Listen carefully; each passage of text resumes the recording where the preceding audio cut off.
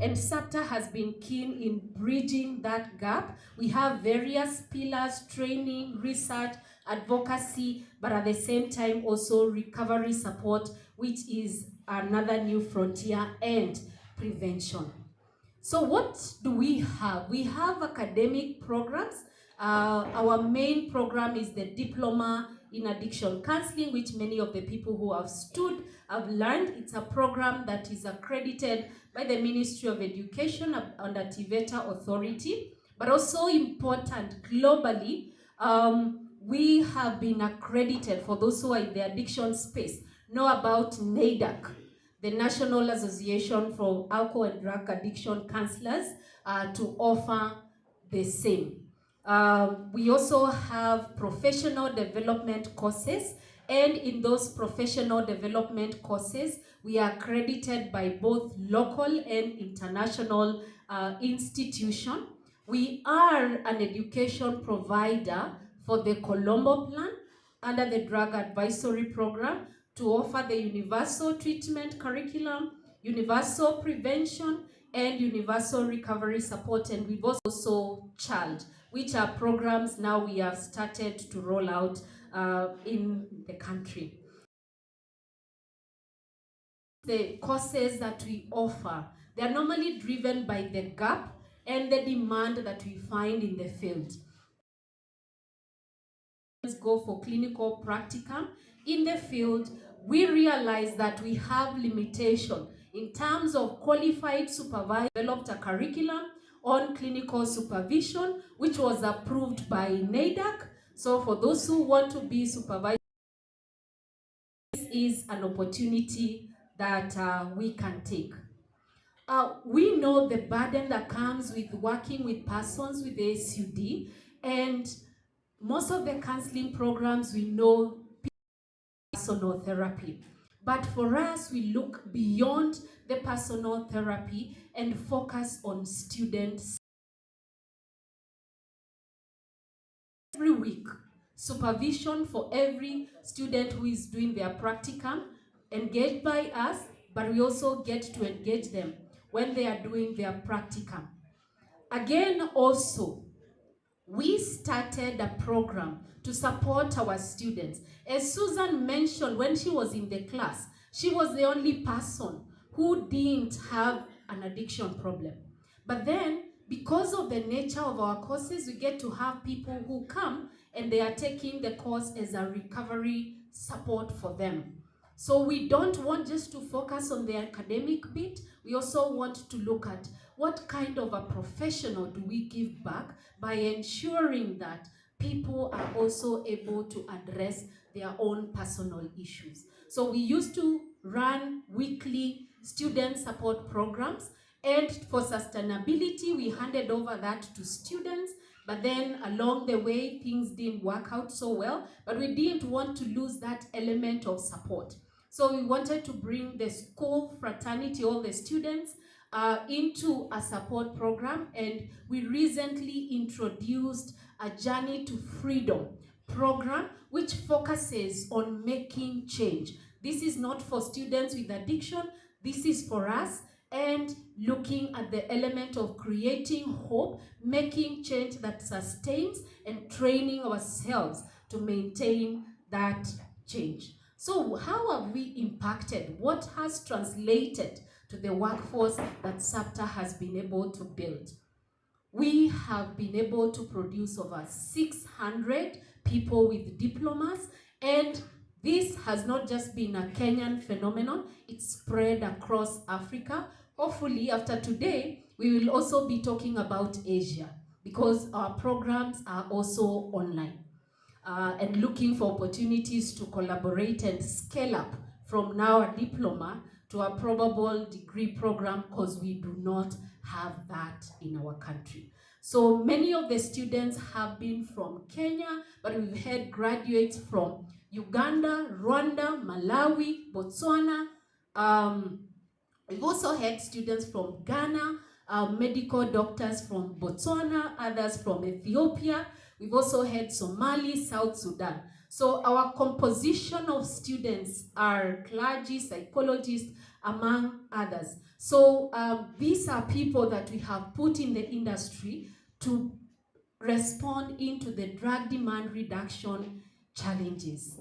How have we built those professionals in becoming better as we promote evidence-based practice? And the language that we have now is evidence-based practice. With the collaboration with Colombo Plan, we have been able to train people in basic UTCs, over 145. We have been able to train people in enhancing motivational interviewing skills for those who are already working with people with addiction. They say clients are resistant, clients are in denial, but those are programs that can help us to roll with the resistance and help them to make change by meeting them where they are and having them begin the initiatives of change. We have also been able to train people on trauma. For those who listened in the morning, I was talking about trauma and talking about trauma-informed care. So we don't just see a gap and fail to respond in it. So far, we have about 145 people who have been trained on trauma-informed care. We know what we think is what we become. So cognitive interventions are very critical. We have about 205 people whom we have trained on CBT. Families suffer when somebody is struggling with addiction.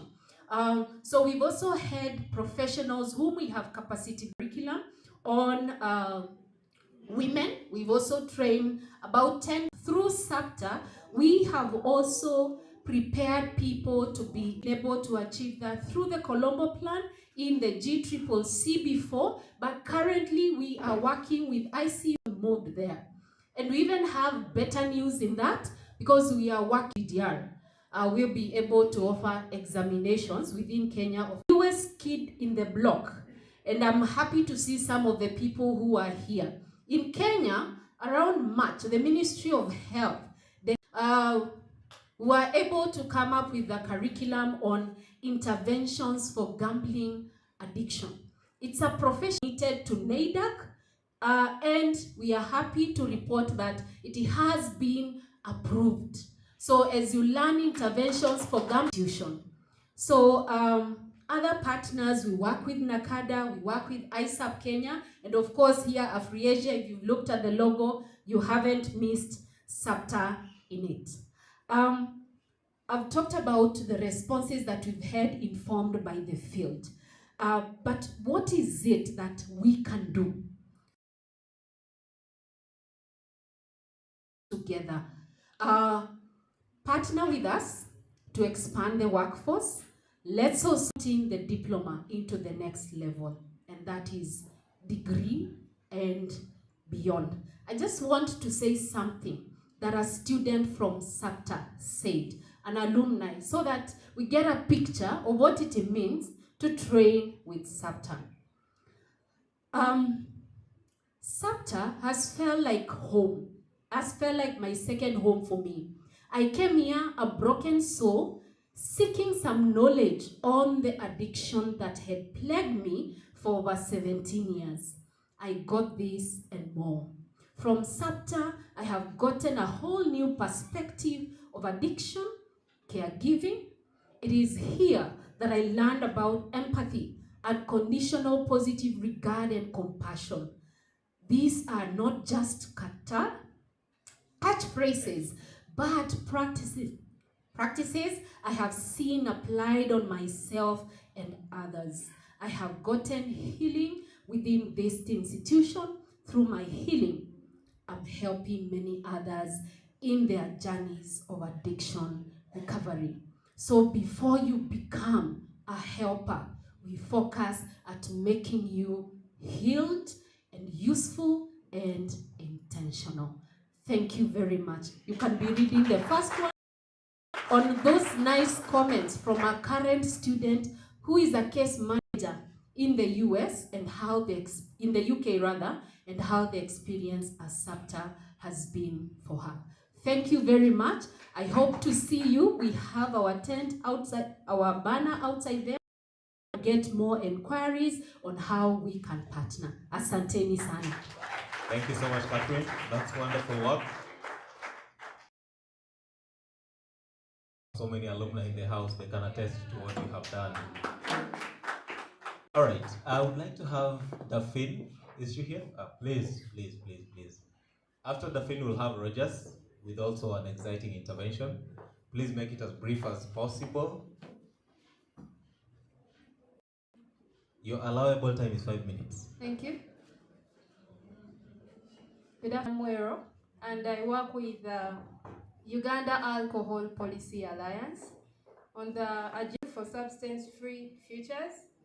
And this is how we integrated sports, school smart clubs, and capacity building for drug demand reduction.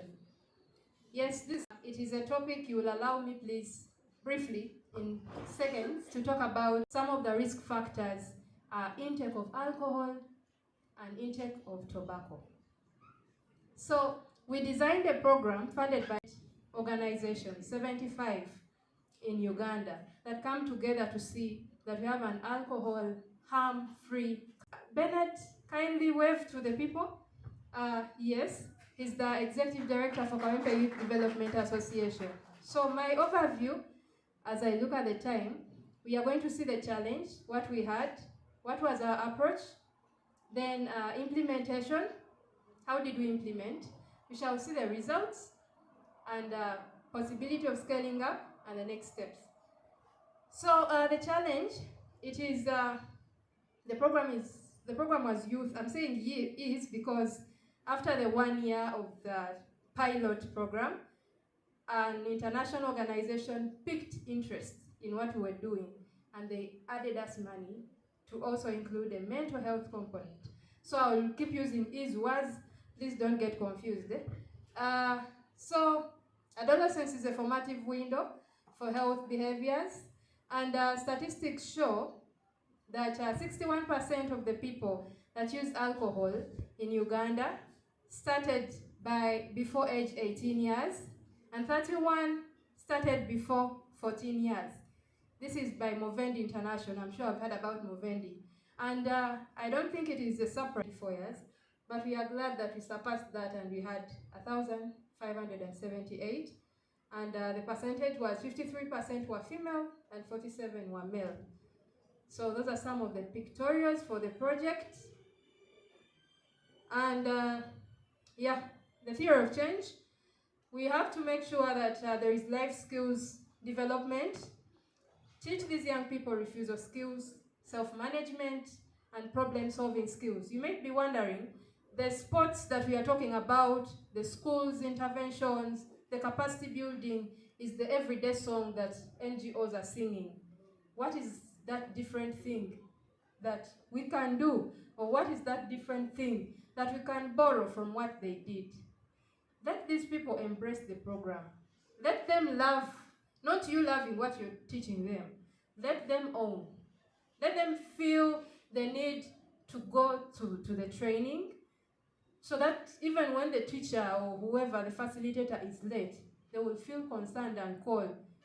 Back then, before this whole situation, we used to see that these people used to just have to call.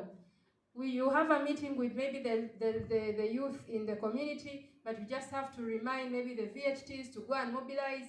But if they own, teach them the risk of it's not just spreading the message about drugs and re-echoing drugs are bad, drugs will kill you, drugs. They have had this over and over again. Bring the interventions that they will love to engage in, that will draw them away from the drugs in how should I put it? In a way that is not persuasive, but self-driven. Yeah, these were the statistics or the results. There was high feasibility and awareness. The model was accepted across the schools. We worked in private schools and public schools. We had 10 schools where we formed our smart clubs, and we used to have sessions every 2 times every month for 1 year. And even after we left, these schools, the patrons would still see that these meetings happen. Some of them happen Friday afternoon after lunch, 45 minutes to 1 hour. So even when we left, these things continued to happen. Peer accountability, leadership and growth. Then we also had improved capacity, especially from the sports coaches and the patrons. So we reached 10 parishes in the division. Training events were 120. Youth reached 1,578. And the lessons learned, integration is key. The more you integrate, because at the end of the day, we want to have a holistic approach in prevention. The more you integrate the different elements, some, like UDEL, has been using MDD all over the country to spread the message about prevention. For us, we did sports, we did capacity building, we also did smart clubs. So when you integrate, it is easier if someone is not caught from the other side, they are caught from the other, from the side that is the other side. Then, excuse me. All right. Daphne, second, please. You've done very well. Thank you. You've managed in 10 minutes to take us through the intervention. Asante. We truly appreciate that. That's a wonderful job with the support from AstraZeneca at UDEL. Thank you so much. Let's give her a round of applause, please.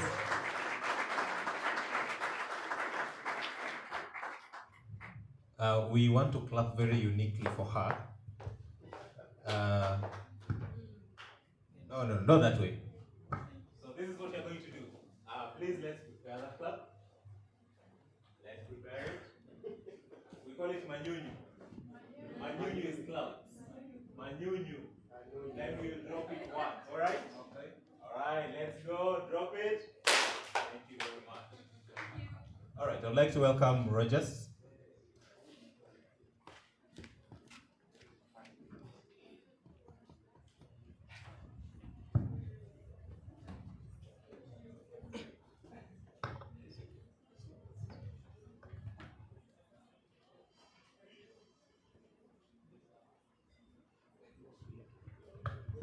Okay. There are some global efforts apart from Afri-Asia Summit. There are also other global efforts where opinions are being shaped. And the opinion this time is about prevention. Has it come? Is it there? Okay. I'll take 5 minutes to show you that apart from us, there are also other people who are saying we need to drum prevention. And that is the Oviedo Declaration. And if you are not part of Oviedo Declaration, today, I want you to visit the website. Can you look out for declaration and let your organization be part of this movement? Be part of this movement. You can see, even George is here in the photos. I wish I can locate him immediately, but not possible. I think George was squatting. I can see him squatting. And also Musa is there. And many people who attend the what?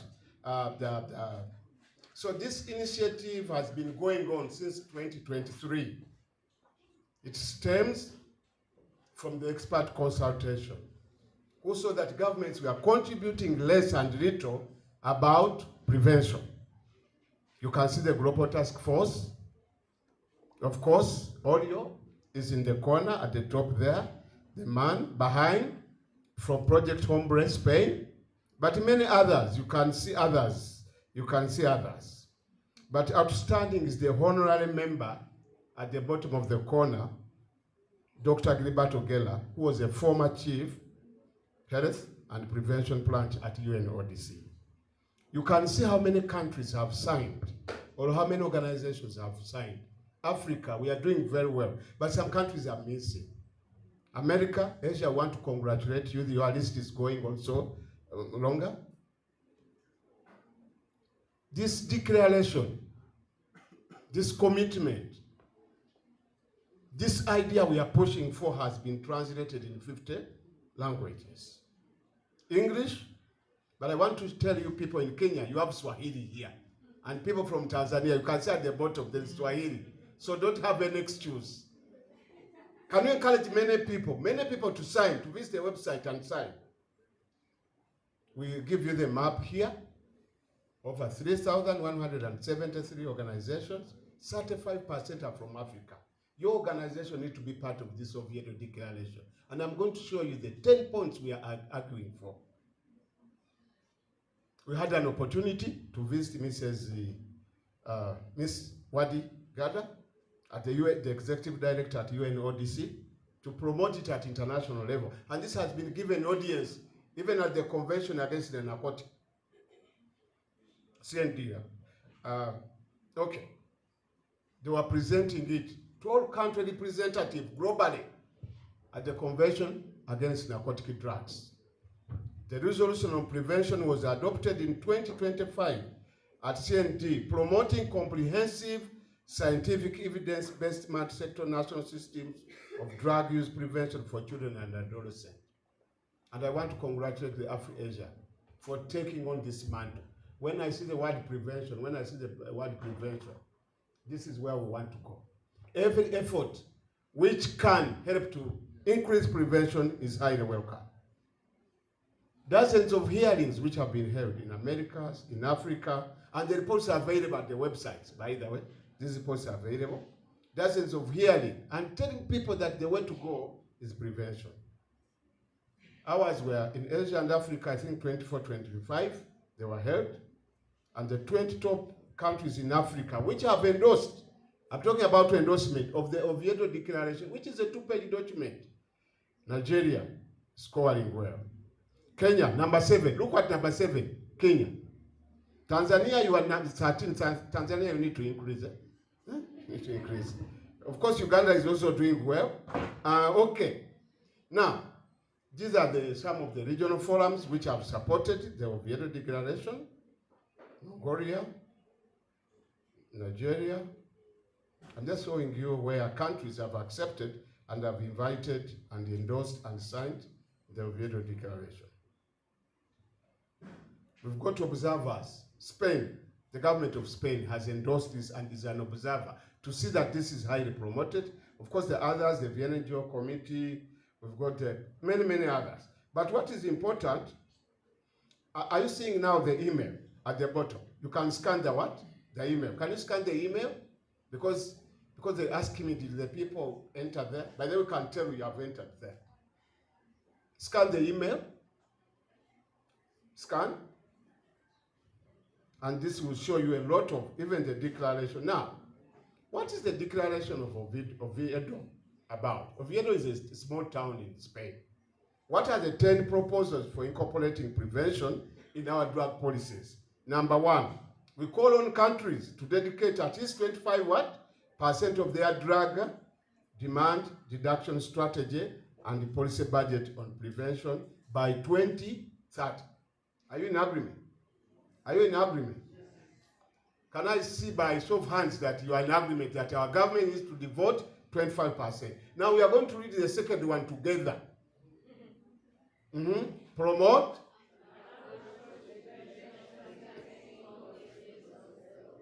and favoring earlier.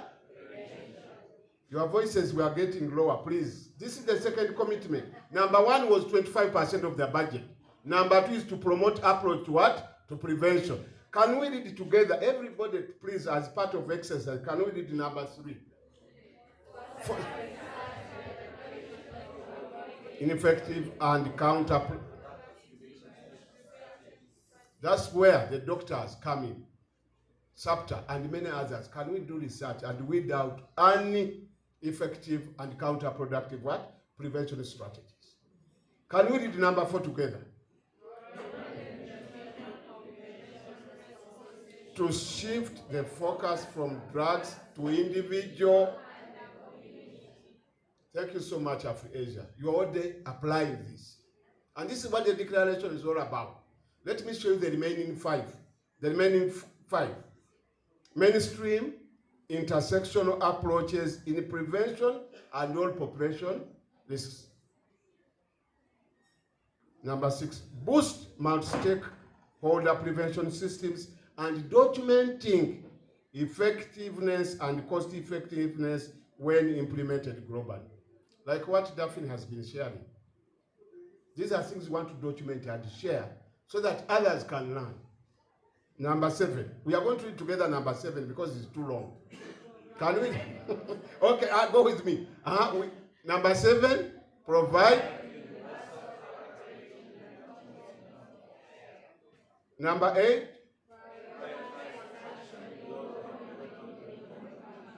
prioritize action in low and middle income countries. I can't repeat this. We are already doing this. And the drums we are doing here is about this. Then the last 2.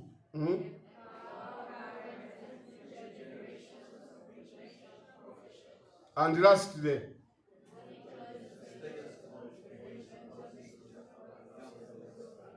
this one we are not sure. Let me read it for you. Monitor the status of prevention policies. What is the status of prevention policies in Kenya? What is the status of prevention policies in Nigeria, in Uganda, in many countries, in Asia? What is your status? You are supposed to monitor and ensure that there is accountability and you are also accountable and surveillance. This is what the Ovidio Declaration is all about. Allow me, Chair, that I again show them the scan so that these people are able to get the what? Get the email properly. I want all of you, before you sleep tonight, can you visit the Ovidio Declaration? Endorse, put an endorsement as your agency that we fully support and agree with that. Then I'll communicate back that even the Afri-Asia Summit, in your declaration, you fully endorse and support the Oviedo Declaration. It began in Oviedo. Maybe in your declaration also, which is coming up next, please, let's cover this. Thank you so much for listening to me. I hope your managers, your bosses, even individuals, by the way, you can endorse. If you agree with the 10 points we have shared with you. That's it. Danger, thank you so much. We are going to give him, Daphne has just spoken about non-communicable diseases, so we'll add him a little non-communicable diseases in the form of a soda. We all know soda, right? We all know soda, right? Okay. So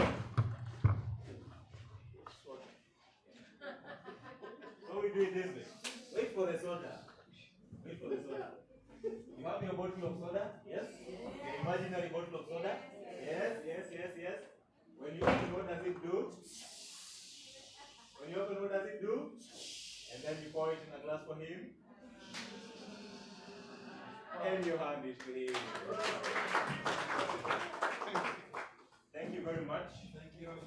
Okay. So next we are going to welcome Fatma from the Uganda Green Crescent, followed by Dr. Bubakar from Tanzania Green Crescent, then Dr. Osman from the Somalian Green Crescent. Please, your allowable time is 5. When you get to 10, I'll cut you off. Just kindly reiterating that.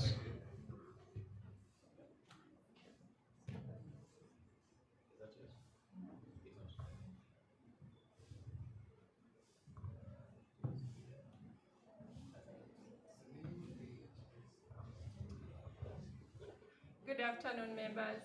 Good afternoon. I'm delighted to be here with you.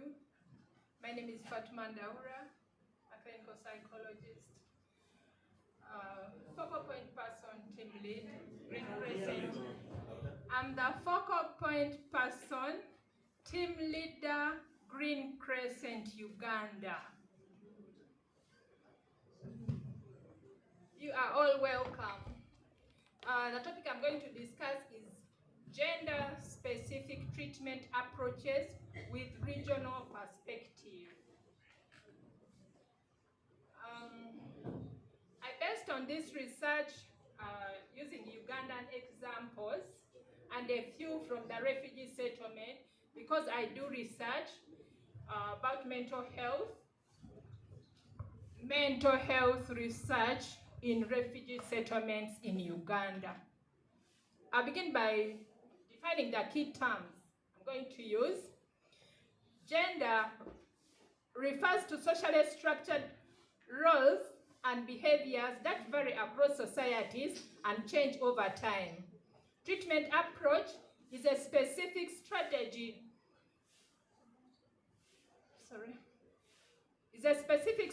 method or set of techniques used by a healthcare provider to manage a health condition. SUD refers to substance use disorders. Regional perspective, this can mean locally or area of study. Gender-specific treatment refers to drug and alcohol programs or approaches that are designed to specifically treat men and women separately. Why gender-specific programs are used in treatment? There are unique needs and experiences. For example, men and women often have different reasons for starting substance use and face different obstacles in recovery. Addressing trauma. Many women's addiction is linked to gender-specific issues like sexual assault, domestic violence, relationship-related trauma that usually lead to post-traumatic stress disorders, which are more comorbid to discuss in female-only setting. Physiological differences. Men and women metabolize and are affected by substances like alcohol differently, which can be addressed in specified programs. Societal pressures. Participants can cope with unique societal pressures and gender roles that may contribute to their addiction. For example, female drug users to provide treatment by fellow ladies or counselors. According to national survey, which was done in 2015 on drug use and health, there are fundamental biological and cultural differences between men and women in terms of substance use. Therefore, gender-specific treatment is considered essential for substance and drug recovery. Do you agree with me? Gender-specific treatment approaches for women in rehabilitation centers in Wakiso district. The discussions and findings were based on 20 women with substance use disorders from the 2 rehabilitation centers within Wakiso district.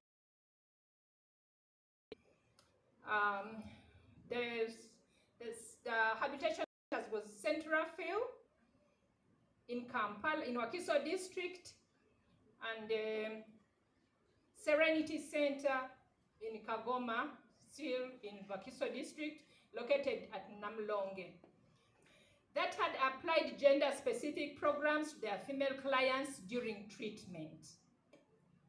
Treatment of women with substance use disorder in the selected rehabilitation centers in Wakiso was done following a combined approach known as biopsychosocial spiritual approach. This was designed to cater for the distinct experiences and challenges women faced in addiction recovery. Therefore, treatment for addiction yields better eating disorders 55%. Women were more disproportionately affected by trauma and persistent use. Treatment and recovery involved dealing or resolving the psychological causes of substance and drug use among women, and or improving persons' cognitive and emotional functioning. Behavior monitoring was also important. Absolute and accurate information is needed for the person to recover from any form of addiction. The approach assumed that once women have accurate information, it will help them make rational decisions and healthier choices. There's relapse prevention program, convert change sensitization targeting only females, creating a substitute rather than drinking. For example, meditation, social skills training, relaxation techniques, and much more. Social approach. We all exist within a set of nested social systems such as families, organizations, neighborhoods, societies, cultures, and so on. Therefore, substance use and abuse is caused by a larger social system that surrounds an individual. Women consented that interpersonal relationships and communities substantially influenced their substance use patterns. For example, women are more likely to start using substance if their intimate partners do so. Women who use drugs are also more likely than men to engage in sex work because of structural factors such as criminalization of sex work environments, increase the risk of violence, trauma, and sexually transmitted infections. All right, thank you, Fatima. Thank you so much. Let's give her a clap. You've done very well for 12 minutes and taken us deeply into what you're doing, and we truly appreciate that. A special clap for her also.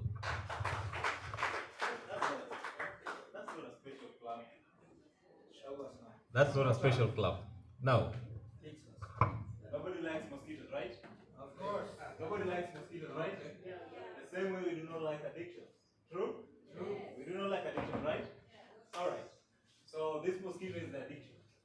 And it goes like this.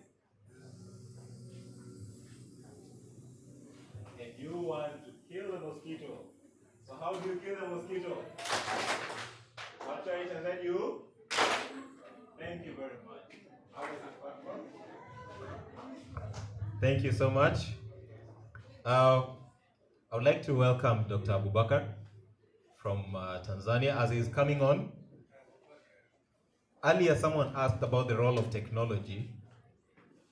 Whether mental health. Assalamu alaikum. Good afternoon to you. Because now they are just preparing for presentation. Yeah. It's better now to introduce myself and little. I'm Dr. Bakari Mohammed. I'm Dr. Bakari. I'm the General Secretary of Tanzania Green Crescent Communities, which will work under the international umbrella of International Federation of Green Crescent in Turkey. But also I'm a lecturer at Kairuk University, Mikocheni, Dar es Salaam. I'm teaching social worker. I'm a social worker in my profession.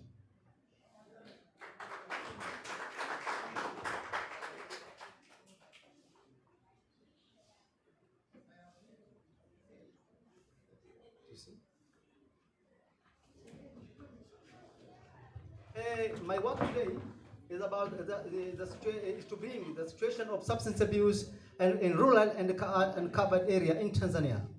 Rural area and uncovered, unreached, uncovered areas in Tanzania. Okay, no.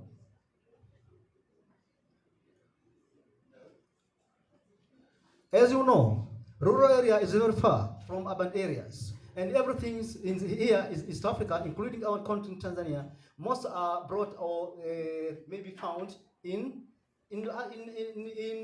town or in the city.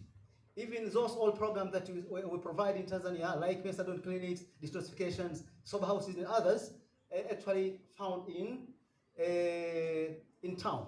People were using substances in both areas, in the city and in rural areas. And therefore, in Tanzania, when we try to reach those people in rural areas, we work with NGOs. We work with NGOs, and these NGOs, for example, in Tanzania, in Zanzibar, we have an NGO called Zayadesa, but we also have NGO say Zanzibar Youth Forums. This NGO actually, they have peer educators as volunteers. They talk to them, and these people reach to the point that these people who are using substance abuse are using substance there. So therefore they collect them, they educate them, organize them, and then finally, after 2 or 3 months, after or maybe 2 weeks, or after sometime taking up to 1 month, they just brought them to actually a clinic. In my slide here, it tried to show, it was just trying to show about how then if in Tanzania still we have those people affected, and it tried to provide that it actually tried to explain about those people using injection. Okay, you know, injection drug users are actually more concerned because it's very risky for them to get HIV infection. So, according to this Pan-African Journal of 2022, they said that Tanzania has seen the increased number of people who use drug, who use drugs, and the people who inject themselves. And this is based due to the cross-node studies conducted among 481 people who inject themselves in Tanga region in Tanzania. Actually, this study found that people who inject the drug comprise mostly of male, 97%, and those with primary level education are concerned. Means actually the people engaged in this situation while they don't know what they are doing. They have very low levels of education. So it's very easy now to adopt, to imitate the behavior of other people who are in danger. Okay.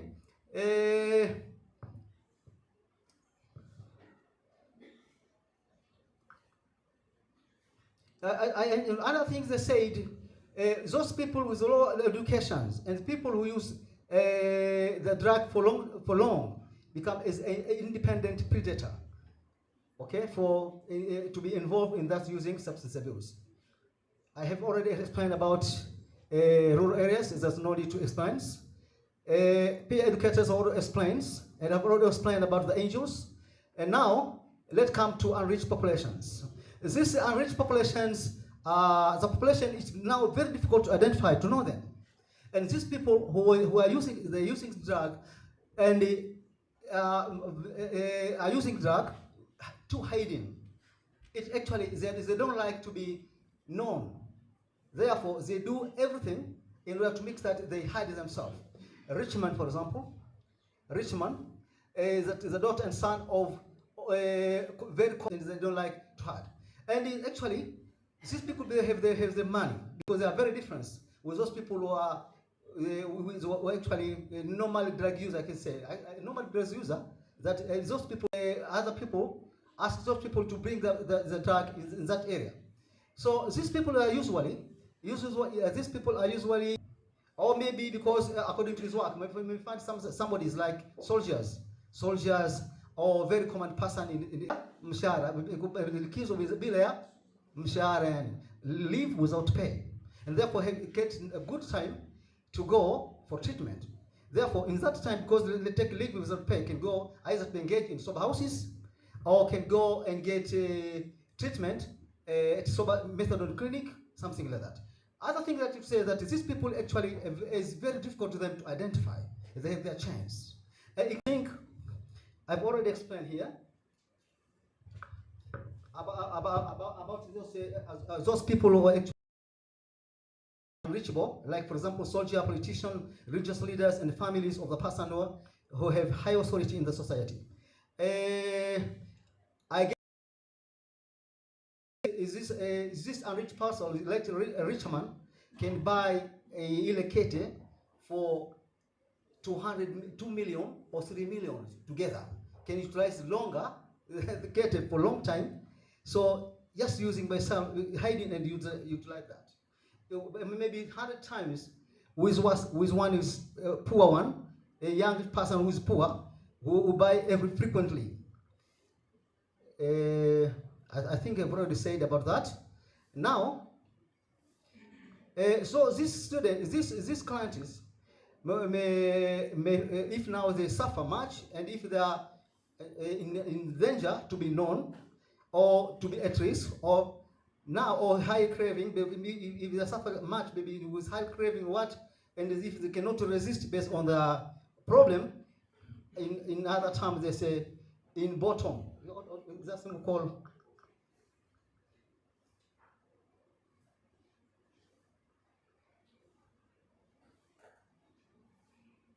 hit bottom. They are now in hit bottom. Is that if it did not go for treatment, and if it did not go to the treatment, automatically reorganized. Therefore, it is the time that they can ask for the treatment. And this treatment that they can select different options that I said, method on what, and that is the end of my presentation. Thank you very much. Thank you so much, Dr. Bakar, for that exciting presentation. Special clubs are still there in plenty. This is how you do this. This is how you do this. Okay? This is how you do this. And then, you know, sometimes rain falls once, sometimes it falls a lot of times, right? Yeah. So that's what we're going to do for him. So, very many times. 1, 2, 3.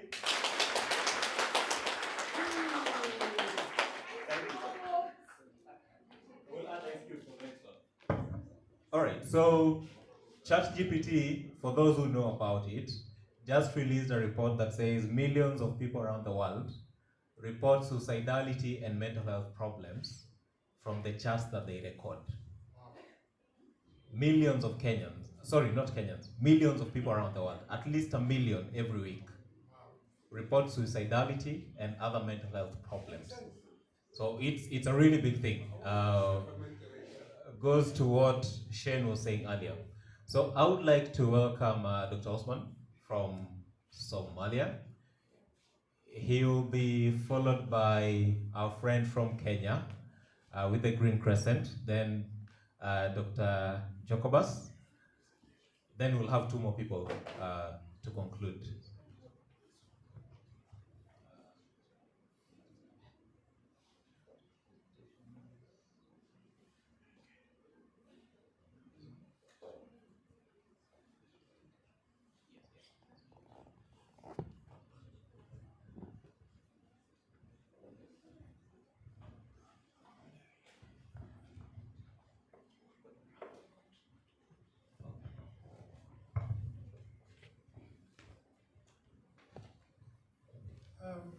Good afternoon. So already they presented my name. So my name is Osman Abdi. I would like to briefly to present the Somali Green Crescent. You know what is addiction is. And here Somali, we know is working with this. You know is drug and prevention is 10 years.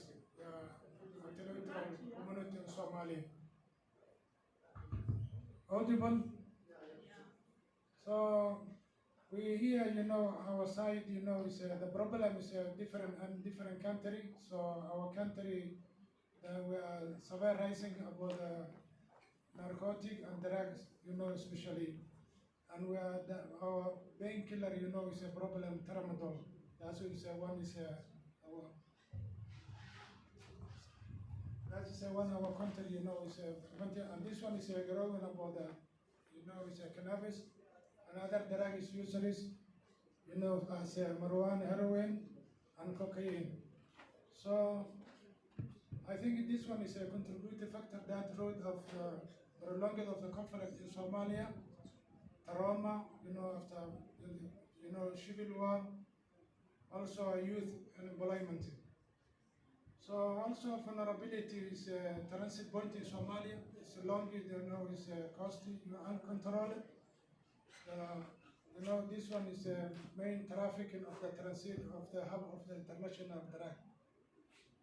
So the current landscape in the fragmentation in the, you know, severe under sources, you know, Somalia this time, and struggling about to meet, you know, scale of the need in the characterized by the limited capacity, the government institution, and this one is limited of strategy and policies to control, you know, is drug. You know, priority. Yeah. So the government, you know, who work in the civil society and community-based organization, you know, in the community. Important when we say this one, is not only problem of the global is a problem, is addiction, but now today we focus on of the importance of the regional collaboration. So we need, this one is, substance, the common region, challenge is, is a necessity of the regional collaboration, and maybe to open of the, is a versus burden and the potential drug trafficking. I think in potential area in the region, the collaboration is the adoption of the evidence-based prevention, prevent of the, regional and country example, learning from the other country, about the, the regional, such as the Kenya, Uganda, as they working before us, and they have the treatment and they have as well as the prevention, as they presented, yesterday and today. And we need to follow that one, as Somali. And here, the regional collaboration, we need what's called as workforce capacity building, and maybe have to organize the joint workforce and working group maybe joint as a region, because this one we missing that one is our the idea we proposing today, and this one cross-border prevention, the regional collaboration allow to sharing of information intelligence and traffic route in that and the supply local, and joint action, maybe reduction of trafficking of this issue. I think the alignment of the policy and help of the participation, the regional, the forums, to have harmonized to prevention. As we say, it's a prevention better than the curative, and that one is a main important, that's one our region. So Somali committed the regional engagement. The Somali Green Crescent, is committed to contribute to regional initiative, and also Somali Green Crescent Society, the call for strengthening the regional collaboration. Also, the current Somali Green Crescent effort of country include, promotion, public awareness, supporting the rehabilitation and collaboration with the international and regional partners, and implementing International Federation Green Crescent standard, the regional cooperation as we to work together. And also other side, we call here call for action. As today we are here, our side we propose, establishment of the regional working group, the direct demand reduction. I think this one is a main important, to collaborate together, and also piloting collaboration with the initiative, selecting, the low, I think maybe costly, and high impact of initiative on the intervention. So develop of joint training, exchange, and that's when the program enhancing the building, the workforce capacity. And that one is a main important, capacity, but it's a capacity of a different area, but capacity of the prevention and treatment, that is what we try to invest, today. Aligned national law, intention of standard of United Nations, Office Drug and Crime, and also World Health Organization, to align, the policy and, it's a guideline, that's one to follow. And developing what's called as joint policies, preventing the cross-section in the, and this one is a traffic, that one is a initiative maybe in the regional. So also establish joint regional progress, generated evidence informed policy, and this one also develop of joint awareness program. I think it maybe is a cross-border, and develop what's called the regional rehab model. That's one when we propose here. So thank you so much, and thank you for the attention. Thank you so much, Dr. Osman. A very wonderful call to action, the need for regional collaboration. Abubakar Said, welcome. Yes, we are going to clap for him.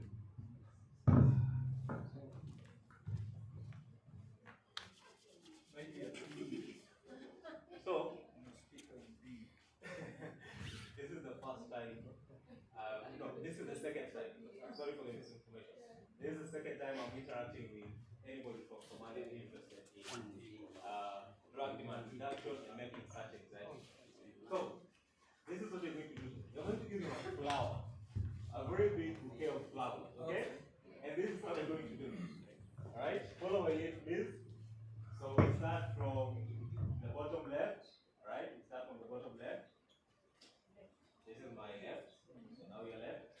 go. All right, thank you very much. Thank you very much.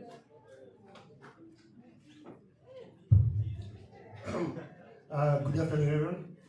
So I'll try to make it as painless as possible because of time. And I'll start by a famous quote by Pablo Picasso. And I agree with him. He says he wants to live like a poor person, but only with lots of money. Thank you. So my presentation is just a brief framework which shows how we can do inclusive prevention and treatment models for marginalized communities in East Africa. When you talk about marginalized communities, we're talking about refugees, pastoralists, and nomads. Okay, so what we're saying is that these communities face disproportionate vulnerabilities to substance abuse. So because of a number of factors, there's the issue of displacement, socioeconomic marginalization, limited health access, and of course, cultural disruption. Because you can imagine if you're a refugee, you're going to another country, a lot of things will not be the same as they were in your country, all right? And so, I mean, I've already explained that. So the interesting bit is that these communities are usually ignored, right? But there's a problem of drug use in these communities. And you'll find that we have commonly used substances, which I'm sure most of you are aware. And of course, there is muoka, which is a potent form of miraa. So if a heart will take 15 minutes to take you high, muoka is direct injection, okay? And there's ban, and of course, alcohol. And then the interesting bit is it depends with which refugees you're talking about, right? So in fact, when you look at, let's say, the refugees are coming from Somalia, for example, Muslim areas, you'll find they use heart and muoka more. We talk about Southern Sudan, maybe DRC, you'll find they're using a lot of alcohol, etc. And there's an interesting religious aspect. You see, for Muslims, alcohol is directly prohibited in the scriptures, right? Alcohol is mentioned, but miraa is not mentioned. But of course, when you look at it deeply, it says anything which can intoxicate you. But that part of, so it's like, miraa is not mentioned, jipange, all right? So, and it's a big problem, even at a policy level in Kenya. You can remember a number of countries which are predominantly cultures, Mombasa, Kwale, Lamu, Mandera, they actually banned miraa. And surprise, surprise, Nakada is still here. The government was like, no way, we cannot allow that. So you can imagine the situation you are in. So you're trying here, and someone today told me that we are alone, we're not with the government. So that's not my quote. So of course, other drugs are used, tobacco, etc. So, and then what are these key contributing factors? I had mentioned, but quickly just repeat, okay? There's the issue of socio-economic challenges, issue of loss of livelihood, right? There's also, so like when you look at social economic, there's a climate change, there's the issue of land grabbing, and then we have cultural and social transitions. Remember that, let's say if you are a refugee or if you get financially destabilized, even the gender roles change, okay? So the issue of masculinity also changes. So now, maybe used to be the lion in the house, things change. So the only way to cope is, okay? And then you can also philosophize in terms of the drugs. This one is not prohibited, all right? And then of course, major one is limited access to help. So there's aspect of lack of education awareness, limited economic alternatives, and poor access to healthcare rehabilitation centers, all right? So, and then there are other factors. There's remember, if it's a refugee, you're coming from a country which has been experiencing war, so there's trauma. And then if you're also in a camp, there's the issue of idleness. The whole day you're just sitting. So, it's either you do drugs or is it Halima you'll allow us? So they'll also go to digital. Either way, you need something to fill up the time, all right? So there's poverty and despair, and then you can see the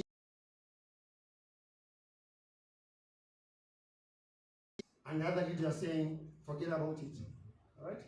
All right, and other things. I've gotten the whole picture, and then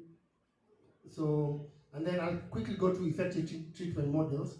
So when you say treatment approaches, so here what we're saying is that there are some cultural beliefs which can help in improving treatment. Okay, so you look at those ones and you adopt. And then you also involve the family and community, especially when you talk about extended families. So you see, the issue of nuclear family is that it's you, the mother, and the child. So sometimes communication is problematic. But when we still have those traditional families, maybe the uncle can bring some senses, maybe the aunt. So what you're saying is, let's not leave those. Maybe the child can listen to another voice, maybe the grandparents, all right? So in terms of conclusion, what you're saying is that we need to consider policy and advocacy recommendations, all right? So important to develop targeted policies and strategies for these particular areas, okay? And then we look at the laws. Are they enabling, right? If they're enabling, make sure people are aware about them. And then you also strengthen how we collect information. Because if you don't have data about these communities, it means they won't get the services, okay? And then you look at programmatic recommendations, and many people have talked about this. We should consider adopting community-based participatory approaches. Okay, so we ensure we work with the affected people, right? And then we integrate services. So you combine issues about prevention with other treatment. So when someone is going for primary healthcare services, they can. And then we also ensure that we build workforce capacity. So we invest in the young people, we train, support community-based workers, because that one works. So thank you. Thank you, wonderful, wonderful. Bakar, your clap is coming. Oh, okay, and then we give him one mighty hearty clap, okay? Let's go, 3, 2, 1. Thank you very much. All right, I'm looking for a gentleman. George Skem? Okay. I've been looking for you for a couple of minutes. So we are going to have just 3 persons. We have Dr. Namdo from South Africa with Teen Challenge. Then you have Mukhail from Kwara State in Nigeria. Then you have George Skem. Those will be the last people. So Dr. Namdo, Mukhail, then George. So please, Dr. Namdo, just welcome as we download this.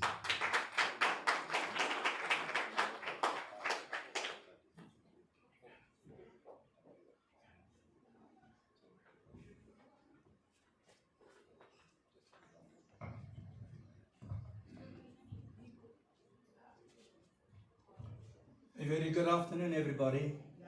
I want to appreciate the organizers of this conference for inviting us to be part of this conference. And my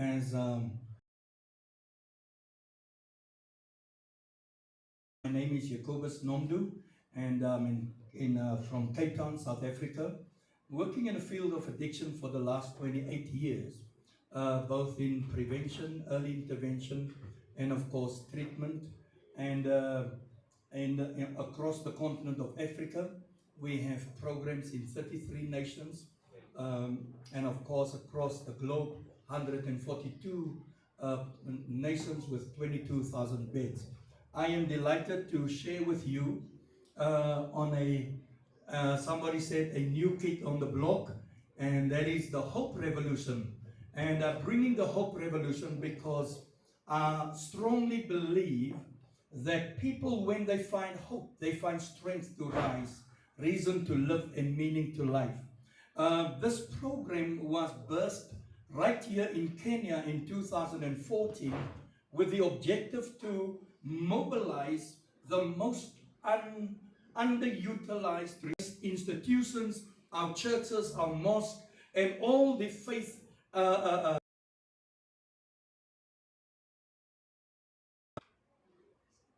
Okay, we have a technical problem, it seems.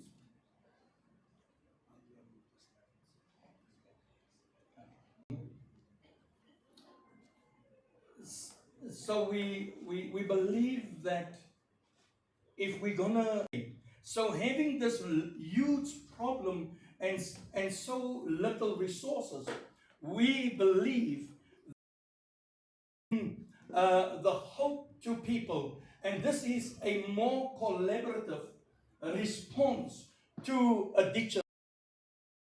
Jump through and run through these slides so that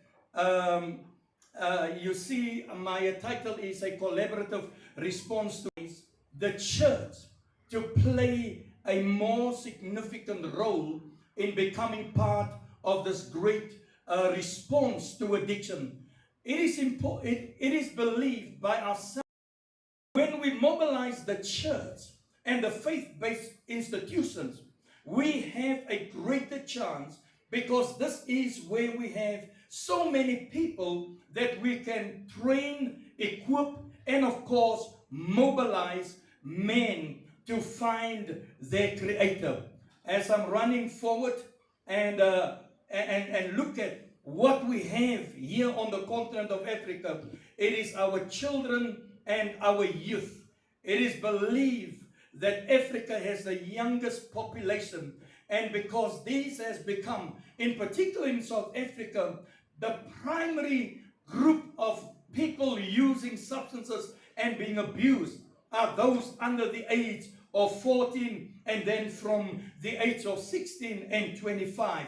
And so we look at these almost as an endangered species. So for us, prevention becomes a critical part of what we do.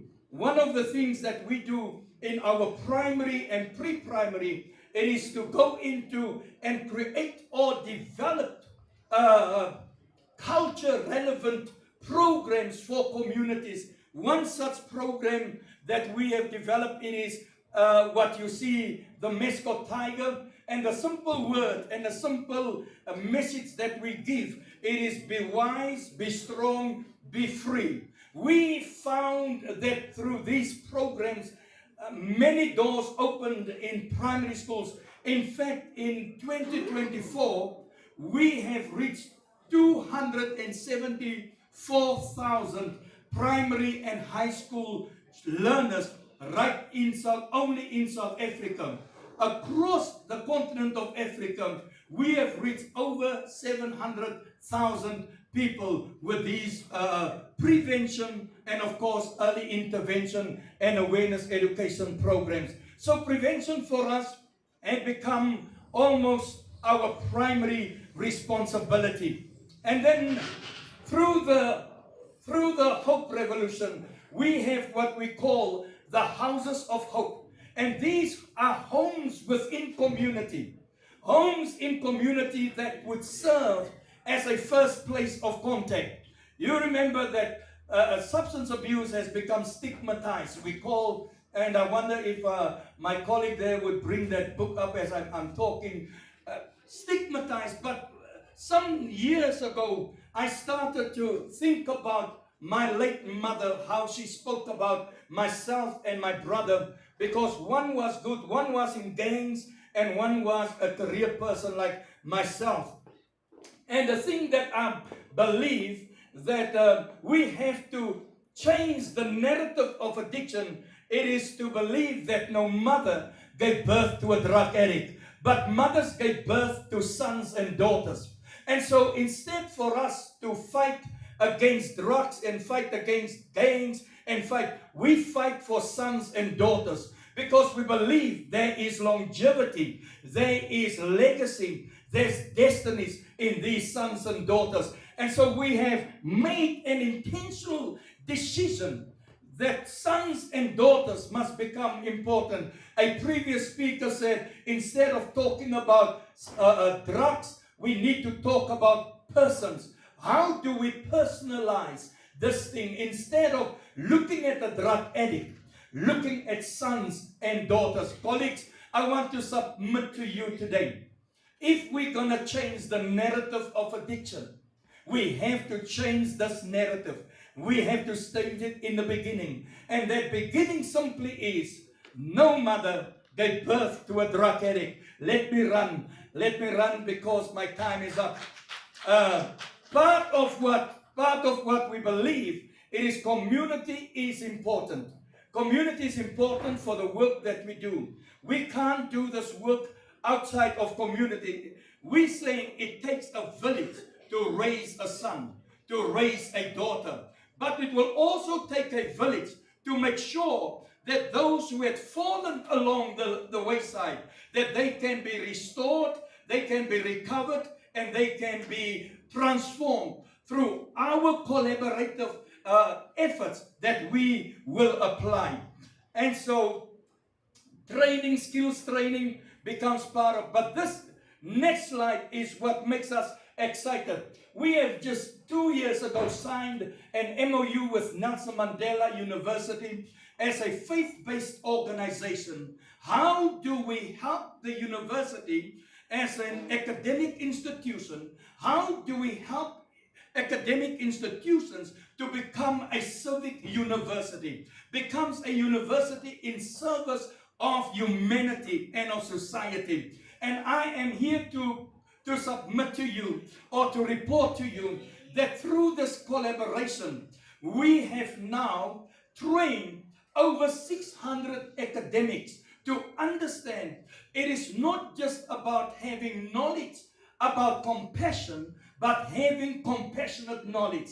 Understanding compassionate knowledge would change the narrative as we go out. And so we have trained master's students, we have trained PhDs and undergrads over the last 3 years. And these are the universities in South Africa that we have trained up until August of 2025. Then, of course, what will help us to do and make this work? It is what we call an ecosystem of care. When we look at the ecosystem of care, we cannot help but look at the family, look at the church of faith, look at community, look at, somebody mentioned indigenous knowledge. And my understanding in this context, indigenous knowledge, it is the mother who had a son that used drugs for 20 and 30 years. When we go there and collect or harvest knowledge, what can we learn from mothers that had these experiences? And of course, for us, importantly so, it is academia, because we need to bring all partners and all players. We need to bring everybody together so we can create this ecosystem of care, even government, professional services, and economic structures within society and within governments. And this, colleagues, it is what will help us to navigate through and see how we can provide primary care, secondary care, and all the cares that I have mentioned and that you are trained in. And as I'm closing now, lastly, I want to say this collaborative approach has helped us to reach these men and women that was beyond reaching, that was beyond help. And we have now a young man here, 27 years, Gershwin, 27 years in gangs, and had over 100 court cases and spent time in prison. And he is now part of our team, raising and going into the gangs areas and reaching other men and women to come out and live that lifestyle. I thank you today. Let us collaborate and reach Africa so that Africa can be transformed. Amen. Thank you so much. Thank you. Before, we have to clap for you. We have to clap for you. So, in Kenya, we love South African music. All right? And particularly, we love some of the house DJs. So, this is what you're going to do. Normally, a DJ has a headphone and they have a turntable. So, what do? They do. So, we are going to do that 3 times and then we clap. Okay? So, let's go. 1, 2, 3. One more. 1, 2, 3. Wonderful. Thank you very much.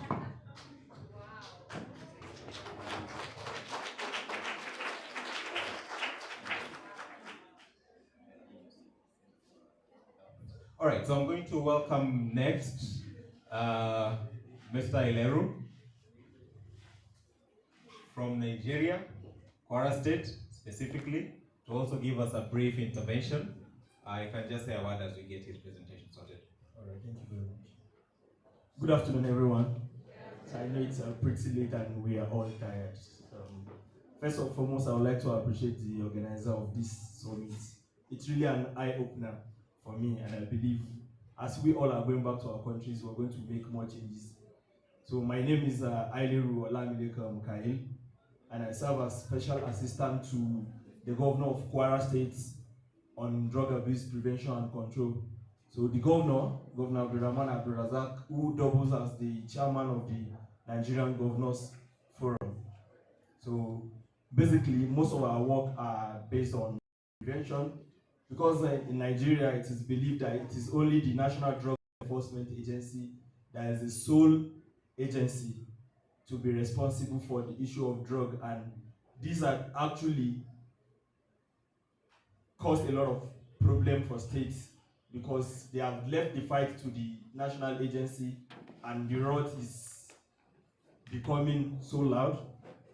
So I'll be speaking on drug prevention and resilience building with a gender and youth lens, a case study of the leadership of Governor Abdulrahman Abdulrazak. So here is the run-through of my presentation. Basically, the problem statements. Global and local rise in substance use is a serious public health and social challenge, and even security challenge, especially in Nigeria. So approximately 14.3 million Nigerians aged 16 to 64 uses psychoactive substance, according to the United Nations Office on Drugs and Crime and the NJLA survey of 2019. This represents 14.4% of the total population of Nigeria, which is twice the global average of 5.6. And major causes of these are peer pressure, lack of employment, and opportunities. In Nigeria, young people and women are increasingly vulnerable groups, and there's need for preventive, inclusive, community-centered approaches which require coordinated prevention and not just enforcement. So case study of Kwara State approach under the governor. So the governor, Governor Abdulrahman Abdulrazak, who is also the chairman of the Nigerian Governors Forum, actually became the first governor in Nigeria to appoint an advisor on drug prevention and control. It has never happened. The state government have never taken the issue of drugs seriously.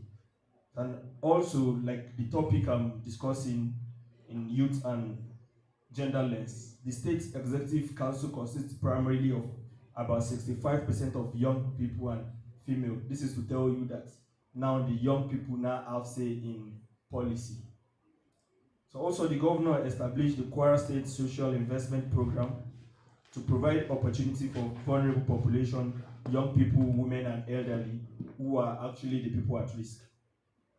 So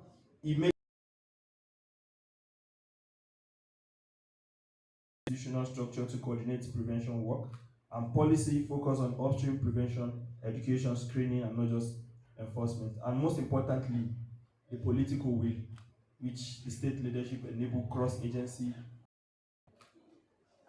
So the key interventions, what we've done since 2023 when I was appointed. Myself, I was age 27 when I was appointed as the advisor to the governor. So we have convened 2 major stakeholder summits, which brought together health professionals, law enforcement, policy makers, CSOs, NGOs, youth leaders, religious and traditional rulers. The summit helped to define key priorities in prevention, treatment, rehabilitation, and enforcement. The state government used the summit as a launch pad for awareness drive in schools, communities, and workplace. Key intervention for school-based program. So we had drug prevention, treatment, and care training for teachers. It was fully funded by the state government, and we received technical support from the United Nations Office on Drugs and Crime and the National Drug Law Enforcement Agency. So selected school teachers were equipped with skills and knowledge to deliver drug abuse prevention, early intervention, referral support within their schools. Over 120 teachers were trained that year. So teachers trained serve as multipliers reaching thousands of students across schools. And also, we have established a drug-free club in public secondary schools where students are actually more aware about the dangers of drug abuse. So also strengthening institutional and community collaboration. The Kwara State government had embarked on renovation and upgrading of the National Drug Law Enforcement Agency office. Also partnership with the NDLA, traditional rulers, schools and youth group. Multi-stakeholder approach, expand reach and legitimacy. Community ownership promoted via local leaders and youth associations. So key intervention, gender inclusive preventive strategies. Program explicitly include women group, female students, and mothers. We have conducted awareness and advocacy targeted to address gender-linked vulnerabilities. Community dialogues and rehabilitation advocacy include female representation. Gender lens ensure intervention reach hidden and less visible users. So key intervention in drug testing. So earlier this year, the state government want to recruit teachers, and we all believe for kids coming up, the teachers are, after the parents, is the teachers that are the first point of call. So during the advertisement for the recruitment, it was announced that successful teachers will actually undergo drug testing to be sure that we are not actually employing people that will enable our students to take drugs. So we introduced that into the Teaching Service Commission. So the enforcement was used as a protective measure for school environment. Public transparency. The positive results led to disqualification when found, as it is a requirement for taking the job. So this is not a punitive measure, because we had actually announced 3 months earlier that this is what is going to happen. If you want to take up our job, you must be free from this. So, and also to encourage young job seekers to embrace drug-free lifestyle. So key intervention in public sensitization and behavioral change. As you can see, we have conducted statewide outreach. We have 16 local governments in the state, which we've gone to all the local governments. We have partnered with youth leaders and the community. So motor parks, market and community. Zero tolerance message combined with stigma reduction for those seeking help. Use of media rallies, targeted campaign to shift norms and mobilize citizens. Campaign emphasize prevention, support and rehabilitation pathway. So key intervention, just 2 months ago, the Kwara State government got a partnership with the MTN Foundation. MTN is a mobile network provider in Nigeria. So as part of their corporate social responsibility, so they have an anti-substance abuse program which unplugged people that are very familiar with UNODC, science-based and prevention strategies. So to deliver training on life skill and prevention lessons, partnership model, the Kwara State and MTN Foundation. So the pilot phase, we train 30 teachers with plan to scale to 100 and over 1,000 teachers over the year. So the goal is to embed prevention in classroom, routine, and reach tens of thousands of students. So youth and resilience building. Number 1, youth-centered prevention, life skill, education, and social inclusion initiative by the Kwara State government. Focus on alternative skill training, school engagements, and mentorship to reduce risk factor. Youth participation in politics, leadership, program design, and peer-to-peer education. The objective is to strengthen protective factor that reduce initiation into drug use. So also the impact and lesson learned. Effective prevention is multi-pronged education, screening, community buy-in, and institutional capacity. So call to action. So basically, I would like to implore our subnational governments, like we call it state in Nigeria, it's county here in Kenya, so that they should take this issue serious, to scale teachers training nationally and institutionally, institutionalize unplugged lesson in curricula through the CASEDA, keep gender responsive service and female focused outreach funded and visible, expand safe referral and rehabilitation pathway, so his testing is linked to care option, strengthening M&E to track outcomes. Thank you very much. Sorry.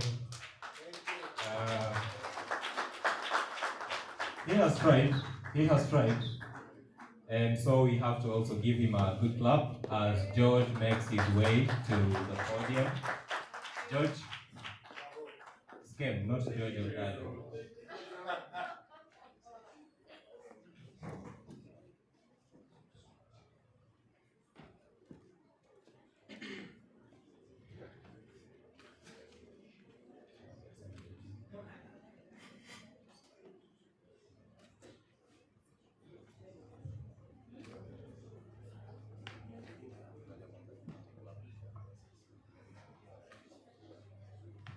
All right. Aileru's club. We haven't given you something, right? All right. So in the old days, we used to do 3 claps. So you're going to do that for him, okay? In Kenya, that is. So this is how it used to go. Moja, mbili, tatu. Thank you. George? Thank you. Thank you so much. I'm George Skem. I'm so honored to be here. I'm George Skem from Kabarak University. I'm a 4th year law student. And my task here is very brief. So a lot has been said on our theme, the drug demand reduction without borders. And my task here is to highlight what we must do to ensure that the drug demand reduction or the strategy towards drug demand reduction without borders is realized. And so it's now we all know that the the global drug problem is something that transcends borders, right? So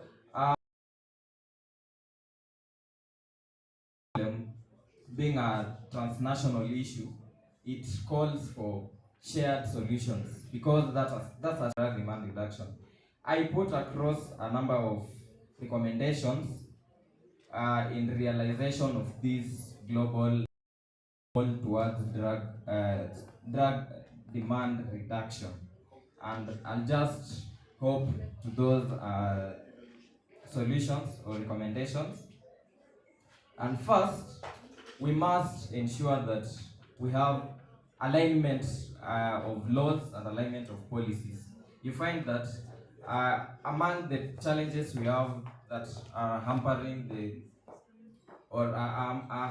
a united or an aligned approach towards drug demand reduction is misalignment of laws.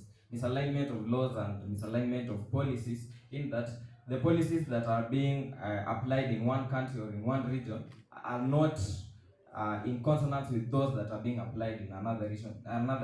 So I'll just give an example. For instance, in Kenya, you find that when someone is caught in engaging crime related to drugs, specifically in trafficking, narcotics, and all those illegal drugs, the prison sentence is ranges from 10 years or 20 years, 50 years to life imprisonment, right? Then you find that in Uganda, the same offense is punished maybe by an imprisonment of at least 2 years. Okay.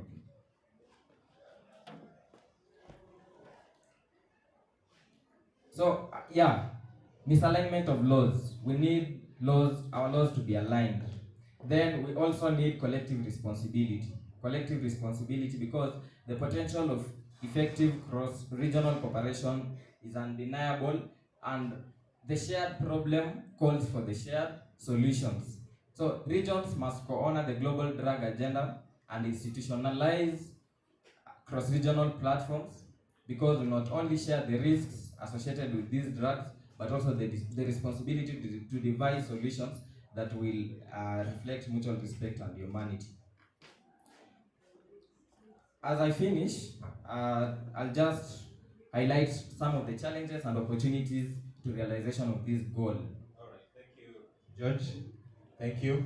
I am sorry to have to... That's one of the challenges. That's a real challenge. That is a real challenge. That is 2 minutes? By popular demand of the Afri-Asia Summit. by popular demand of the Afri-Asia family. Yeah, thank you. I'll be very brief. Political and institutional differences, we must align those. We need to have data sovereignty. There are data sovereignty concerns with sharing information and sharing data and sharing research. There comes data protection issues and data privacy issues. So data sovereignty concerns is also an issue. We can just solve this by building trust strategies to ensure that there is ethical use of data that is shared across borders. We need resources, we need funding. Of course, there's someone who will say maybe the least developing countries in Africa and Asia, which forms most of the least developing countries in the world, by the way. We love that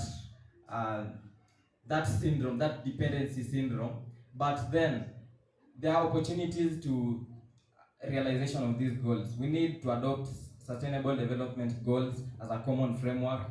We need to also align our different perspective towards the same goal, because we are all fighting the drug menace and the drug menace. Then we establish trust frameworks and guarantee ethical use of data, because as a recommendation, we need data sharing to ensure that there is global drug demand reduction. Thank you. Thank you very much. Thank you very much, Rich. Thank you so much. I want to invite the other George to come here. Yes, it's coming. I don't forget.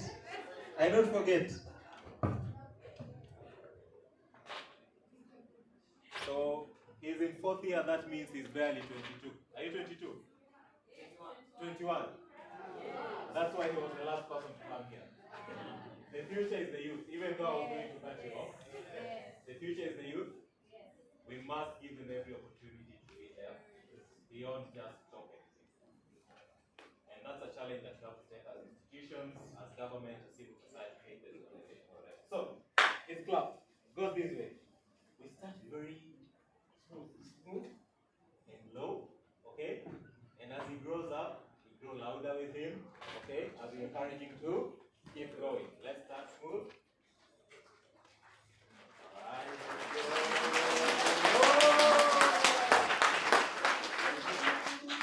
thank you very much. That has been my time. The name is Benjamin.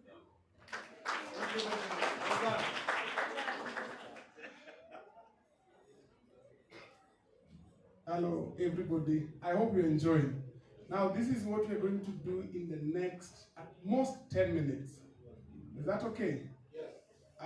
One, I will invite two young people from Africa and Asia who will read part of the declaration. They will read the declaration. I hope they will be very fast to read that. Then I will call Jemima from Nakada to say something small, and in a minute, and then we'll invite Ishmael from Blue Cross, who will give vote of thanks and pray for us. We have a cake that we are going to cut outside as we entertain and enjoy ourselves. Is that okay? So without much ado, thank you so much for taking your time, and we are looking forward for something amazing in East Africa, most probably in Arusha for the young people. Is that okay? So details will come out soon, but most probably the East Africa Youth Forum on Drugs is in the pipeline. Tupatane Arusha.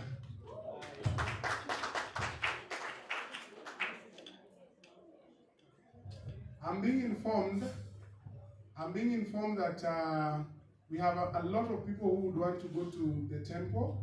The buses will be here by 9. So you need to be here 5-10 minutes before time so that we are able to leave on time. And then you will be returned here so that you can go to your hotels or where you want to enjoy your afternoon. Thank you so much. God bless you. Good evening, everyone. Thank you so much for this opportunity. Afri-Asia, right? Yeah, so just a minute before we read this, we have been enjoying so much freedom in our country, and the freedom that we have that allow us to express ourselves, and even the democracy that we have in our country was brought by one guy who died recently. And I would just request just 30 seconds only. We just stand all of us together. A minute of silence for Baba Raila Amolo Odinga, who died just a few days ago. Thank you.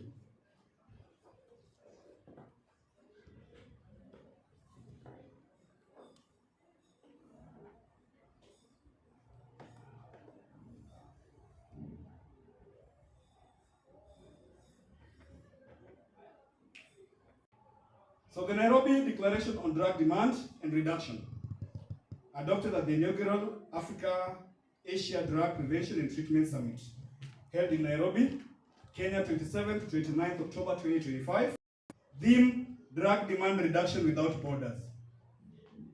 So Primable, we, the delegates from Africa and Asia, gathered in Nairobi, Kenya, from 7th to 29th October 2025, under the auspices of the Africa-Asia Drug Prevention and Treatment Summit, convened by the Slamchel Foundation and partners, recognizing that substance use and addiction remain major threats to global health, peace, and sustainable development. We are guided by the United Nations Pact for the Future 2024, which renews global solidarity for a peaceful, just, and sustainable world. We reaffirm our commitment to the 2030 Agenda for the Sustainable Development and the need to protect individuals, families, and communities from the harms of substance use.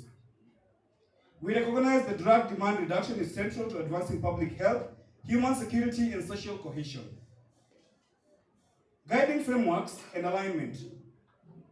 Building on the Oviedo Global Prevention Declaration, the spirit of the World Federation Against Drug, and the International Youth Prevention Platform that engages NGOs and youth to scale up prevention in low-resource countries, this declaration strengthens global solidarity and interregional collaboration in prevention and demand reduction. This declaration aligns with Africa's Agenda 2063, the African we want, which envisions a peaceful, prosperous, and healthy continent. And we wish the Asian Vision 2040 and SAARC Plan of Action and Drug Control, which emphasize human-centered development and regional cooperation. We reaffirm our alignment with the United Nations Office on Drugs and Crime, UNODC, the World Health Organization, and other relevant United Nations entities in promoting evidence-based, health-centered approaches to drug control. We acknowledge the essential role of the African Union, the Association of Southeast Asian Nations, the South Asian Association for Regional Cooperation, and other sub-regional organizations in shaping effective drug prevention policies and building resilient societies. Commitment to prevention and education. We commit to promoting evidence-based prevention programs guided by the UNODC International Standards on Drug Use Prevention.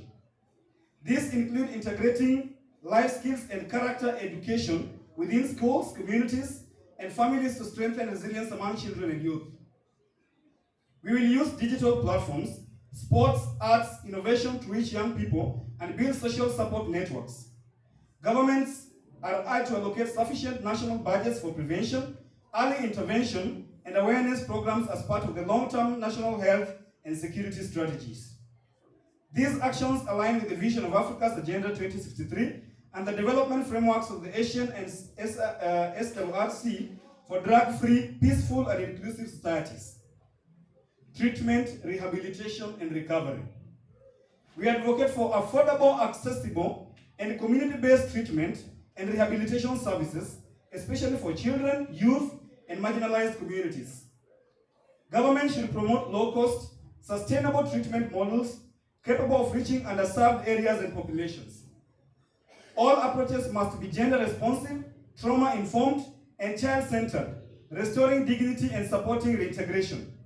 We further call for the integration of mental health and substance use services within primary health care systems.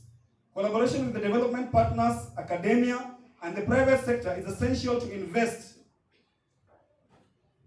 in infrastructure, human resource development, and continuous quality improvement.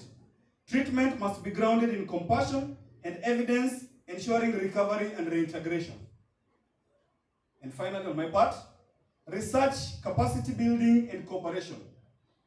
We commit to strengthening collaboration between Africa and Asia through research and innovation. We will establish an Afri-Asia regional knowledge platform for policy dialogue, research collaboration, and sharing of good practices. We support South Sudan, we support South-South and triangular cooperation to build professional capacity and harmonize prevention standards. We recognize the Colombo Plant Drug Advisory Program for its leadership in training and certification in prevention and treatment. And we urge expansion of these programs to empower civil society organizations and grassroots actors. Universities and think tanks in both continents and policy research to inform practice and policy. Thank you. Disproportionate burden faced by women who experience stigma, violence, and barriers to treatment. We'll call upon UN Women and allied organizations to advocate for the elimination of gender-based violence, particularly violence linked to substance use. We affirm that children must be protected from neglect, abuse, and exploitation associated with substance use. Governments and child-focused agencies, such as UNICEF, must strengthen child protection systems and ensure access to prevention and treatment services that are gender-sensitive and child-friendly. All interventions must uphold human rights, dignity, and the welfare of the most vulnerable. Policy stance on legalization and harmful substances. We collectively express our strong opposition to the legalization or commercialization of cannabis and other psychoactive substances that pose serious public health and social risks. Legalization undermines youth protection, increases mental health burdens, and weakens community resilience. In line with the principles of 2016 UNGA's outcome document and the 2019 ministerial declaration, we reaffirm that drug policy must prioritize prevention, treatment, and rehabilitation rather than normalization or market-driven legislation. Drug control efforts must protect youth and communities while respecting human rights and evidence-based practice. Community empowerment and livelihoods. We recognize that poverty, unemployment, inequality, and social exclusion are major drivers of substance use. We therefore commit to strengthening community-based networks, including faith-based organizations, youth movements, and recovery groups as key actors in prevention and rehabilitation. We will promote livelihood initiatives, vocational training, and social reintegration programs for people in recovery, ensuring that prevention and recovery strategies address socioeconomic vulnerabilities. Governments should support these community initiatives through funding, capacity building, and policy framework. Governance, monitoring, and follow-up. We urge governments to institutionalize and sustain budgetary support for prevention, treatment, and rehabilitation under national development plans. To ensure accountability and follow-up, we will establish the Afri-Asia Network on Drug Demand Reduction to coordinate capacity building, research, and policy dialogue. The network will conduct periodic progress reviews aligned with the Agenda 2063, the Asian Vision 2040, and UN Pact for the Future. We call upon UN agencies, regional bodies, and development partners to provide technical, financial, and policy support for the ongoing collaboration. Moral and developmental imperative. We reaffirm that drug demand reduction is not merely a policy option, but a moral, developmental called upon to prioritize prevention and treatment as pillars of national health and social policy, supported by sustainable funding. Regional bodies should harmonize policies and strengthen cooperation. UN agencies and development partners must expand technical assistance, while communities remain central to prevention through compassion and innovation. Together, we commit to building a society where recovery is possible and every individual can live with dignity. In conclusion, in the spirit of the United Nations Pact for the Future 2024, Agenda 2063, Asians Vision 2040, and the principles of UNGAS 2016, and the Ministerial Outcome Document of 2019, we pledge to work collectively towards a future where health, dignity, and human rights guide all responses to substance use. We envision drug-free, peaceful, and inclusive societies that value prevention, treatment, and recovery as essential pathways to sustainable development. Together, we affirm that prevention begins with protection, recovery restores hope, and solidarity sustains progress. Adopted in Nairobi, Kenya on the 29th of October 2025, and the signatories are representatives from governments, regional bodies, civil society, faith-based institutions, academia, youth networks, and recovery communities from Africa and Asia.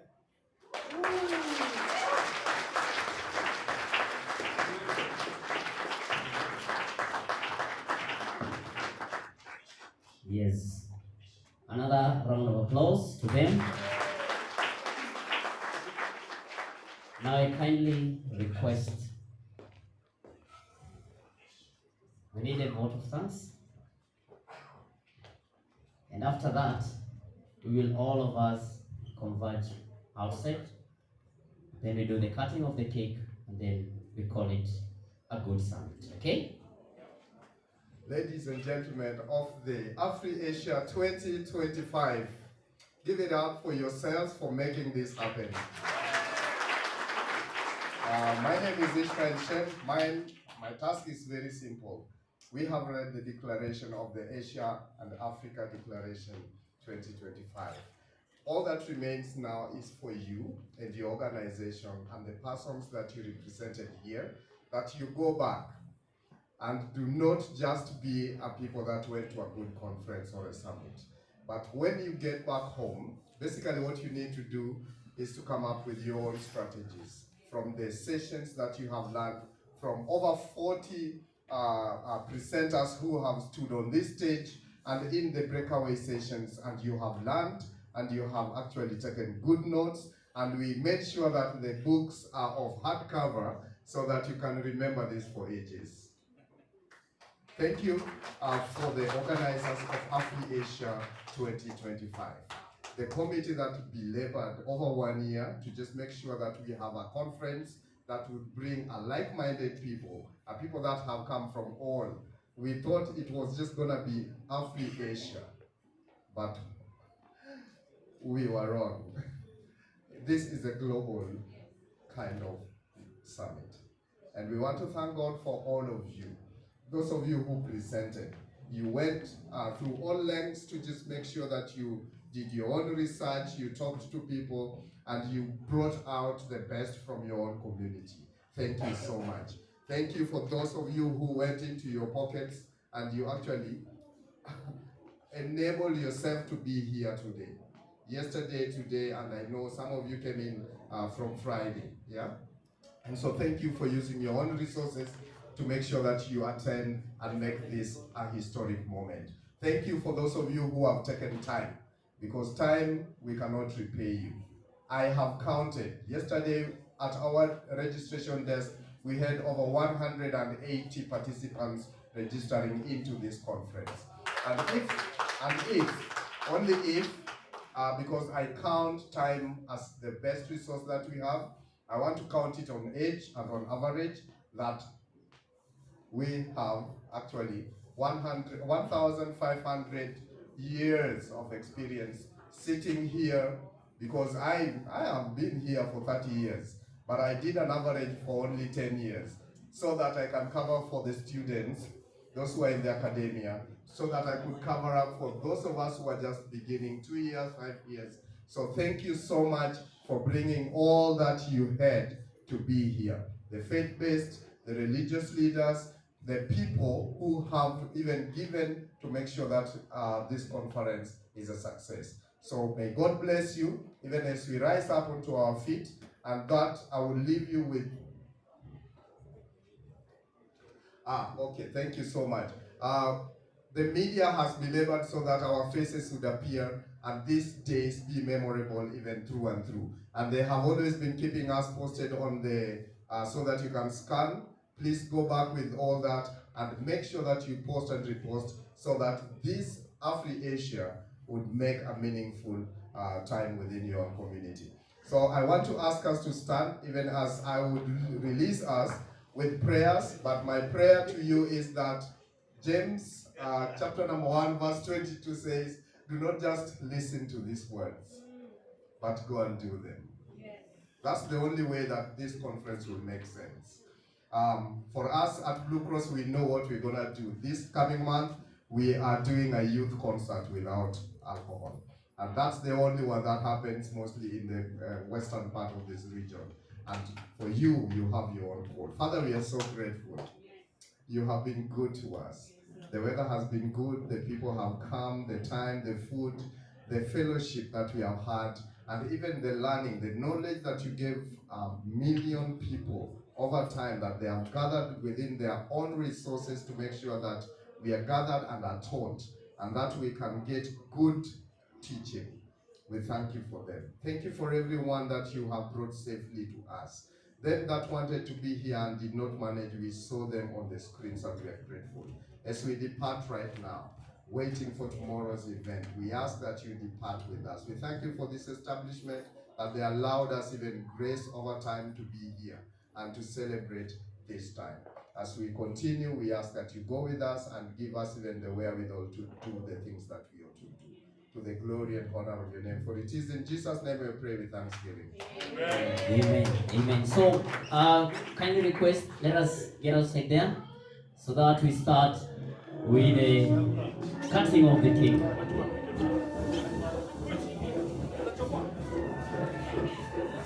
Inawezekana.